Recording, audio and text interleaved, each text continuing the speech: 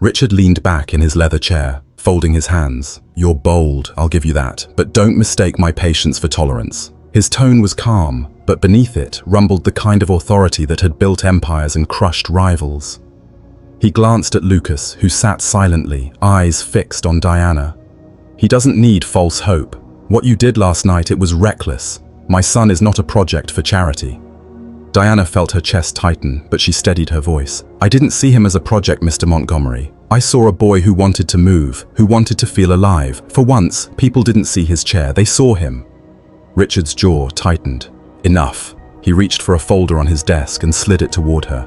Inside was a check, an amount that made her breath catch. "Take it. Consider last night erased." Diana closed the folder without even glancing again. Some things can't be bought, and Lucas's spirit is one of them. For a moment, silence ruled the room. Then Richard's icy mask cracked, just slightly, as if he didn't know whether to be insulted or impressed. The rest of the dinner unraveled in awkward silence. Guests forced small talk, but their eyes kept drifting back to the boy who had dared to dance and the waitress who had refused to let go. Richard Montgomery ended the evening early, his expression carved from stone. The next morning, Diana was summoned. She arrived at Montgomery Tower, a skyscraper of steel and glass that seemed to scrape the heavens. Security guards led her through marble corridors until she stood before double doors larger than any she had ever seen. Inside, Richard sat behind a desk that could have been mistaken for a throne. Sunlight poured through floor-to-ceiling windows, reflecting off polished surfaces and expensive art. Lucas sat quietly in the corner, his wheelchair positioned beside a grand piano he could never play. Richard's eyes, cold and sharp, studied Diana like she was a puzzle piece that didn't belong. "You embarrassed me," he said flatly. "My son is not a spectacle." Diana inhaled deeply. "Your son is not a secret either." The room stiffened. Richard's lips curled into something between fury and intrigue. For the first time in years, someone had dared to challenge him on his own ground. For days after Diana's refusal, Richard found himself distracted. Meetings blurred, deals felt empty, and the memory of Lucas's trembling smile haunted him. He had built towers that kissed the clouds, yet he couldn't give his son a single moment of joy. One evening, Richard lingered outside Lucas's room. Through the half-open door, he watched his boy sitting in silence, a sketchbook balanced on his lap. Lucas wasn't drawing buildings or cars like other boys his age. He was sketching dancers, figures leaping, spinning, free. Something inside Richard cracked. For years, he had surrounded Lucas with the best doctors money could buy, yet none had ever made him smile the way Diana had in that restaurant. The next morning, against his own instincts, Richard called her back. "You think you understand my son," he said when she arrived. "Prove it." Diana met his stare, her voice steady. "Not by myself, but with your support, yes. Lucas doesn't need more doctors, he needs freedom, movement, music." Richard folded his arms. "And if you fail?" She glanced toward Lucas, who sat quietly by the window, hope flickering in his eyes. "Then at least he'll know someone tried." Richard Montgomery's jaw tightened, his hand gripping the edge of the table until his knuckles turned white. For a man who built skyscrapers and crushed rivals without blinking, nothing rattled him, until now. The sight of his disabled son moving with a stranger in front of Manhattan's elite felt like humiliation carved in stone. The diners whispered. Some smiled warmly at the boy's effort, but others smirked behind crystal flutes, eager to gossip later.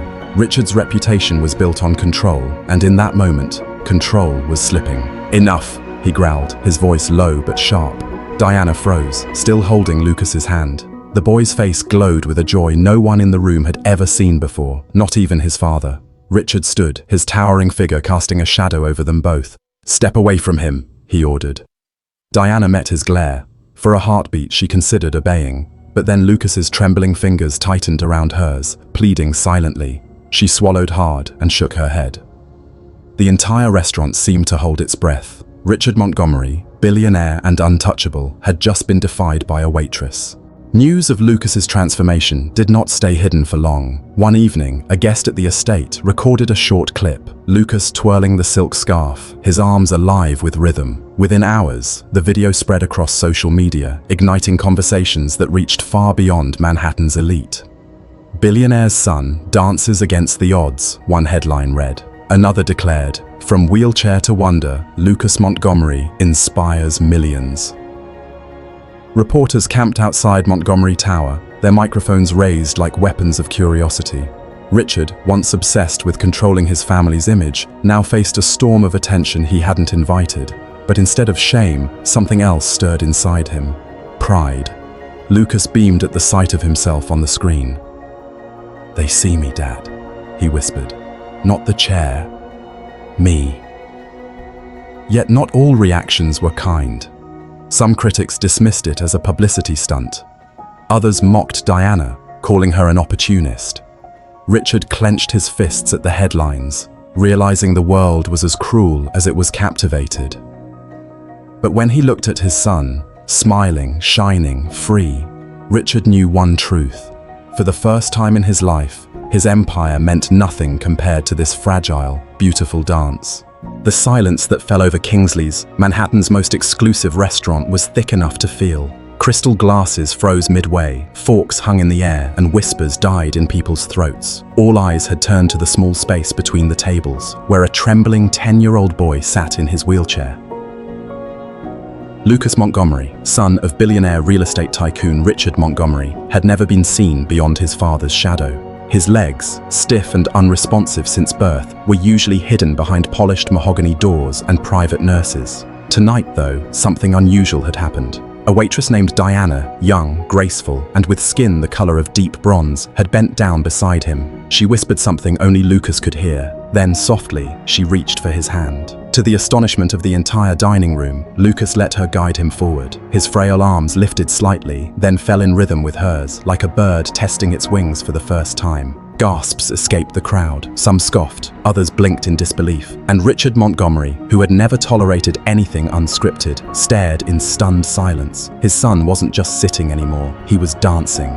The following weekend, Diana arrived at the Montgomery estate, carrying only a portable speaker and a worn notebook filled with scribbles. Richard watched with folded arms as she set up in the grand ballroom, its marble floor gleaming under crystal chandeliers. Lucas wheeled in nervously, his eyes wide at the empty space that stretched before him. "We're not here to perform," Diana said softly. "We're here to feel." She played a gentle melody, something simple yet alive, and crouched beside him. "Close your eyes," she whispered. Lucas obeyed. "Now, lift your hand, just a little." His fingers twitched. Diana smiled. "That's it. Follow the music, not the chair." Slowly, his arms began to move, hesitant but real, swaying in fragile rhythm. Richard's chest tightened. For years, he had been told movement was impossible, progress unlikely. Yet here was his son, not cured, not healed, but free. "Every step begins here," Diana murmured. "Not with legs, but with courage." Lucas opened his eyes, and for the first time in his life, he didn't see himself as broken. He saw himself as a dancer beginning his first step.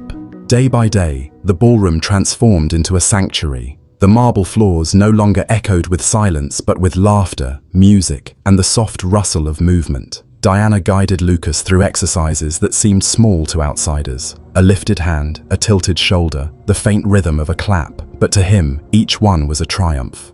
Richard observed from the sidelines, his stern mask slowly eroding. He had once measured value in profits and skyscrapers, but now he found himself counting victories in the curve of his son's smile. One afternoon, Diana placed a silk scarf in Lucas's hand. "Today, you lead," she said.